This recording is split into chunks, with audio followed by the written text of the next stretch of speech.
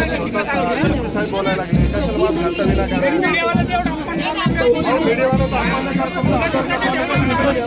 आदरणीय पालकमंत्री पंकजाताई मुंडे यांना सलामी चालू होती पोलीस दलाकडून आणि त्यावेळी इलेक्ट्रॉनिक मीडियाचे काही प्रतिनिधी चांगलं फुटेज यावं, कारण कुणालाही वाटतं आमच्या चॅनलला पालकमंत्र्यांचं चांगलं फुटेज जावं म्हणून पत्रकार गेले होते आणि ते शूट करत असताना काही मुजोर पोलीस कॉन्स्टेबल त्या ठिकाणी आले. त्यांनी धक्काबुक्की करत पोलिसांनी पत्रकारांना बाहेर हाकललं. खरं पाहिलं तर पत्रकार इथं चांगला कार्यक्रम दाखवण्यासाठी चालले होते, मात्र पोलिसांच्या मनात काय आलं काय माहित आणि पोलिसांनी अचानक सांगितलं की पत्रकारांना बाजूला करा अशी अनाउन्समेंट झाली. त्याची पद्धत असते, पोलिसांना प्रशिक्षण दिलेलं असतं, त्यांनी व्यवस्थित बोलून पत्रकारांना बाहेर काढू शकत होते. यावेळी धक्काबुक्की करण्याची काहीच गरज नव्हती, मगरुरी करण्याची काही गरज नव्हती.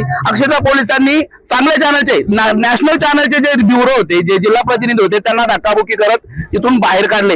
एकीकडे जिल्ह्यामध्ये 3 दिवसात 2 खून व्हायला लागले, ड्रग्ज विकताय, गांजा विकताय, सगळे अवैध धंदे चालू आहे, वाळू चालू आहे. इकडे सगळे पोलिसांचे हप्ते कोण चुप्पी आहे, कोण कुठून किती हप्ते आणतं याचे रेकॉर्ड सगळे आहेत ना पत्रकारांकडे. पत्रकार जर त्यांच्या जागेवर आले तर पोलिसांना काम करणं मुश्किल होईल. पण अशा प्रकारे इतक्या सार्वजनिक ठिकाणी सगळे व्हीआयपी बसलेत, लोकप्रतिनिधी स्टेजच्या डाव्या साईडला सगळे बसलेत, उजव्या साईडला सगळी सर्वसामान्य जनता बसली. ज्या जनतेचे प्रश्न पत्रकार मांडतो ती जनता इथेच आहे, ज्या व्हीआयपीच्या बातम्या आपण करू ते व्हीआयपी इथे आहेत. त्यांच्या समोर पत्रकारांचा असा अपमान आणि पत्रकारांनी हा अपमान का सहन करायचा.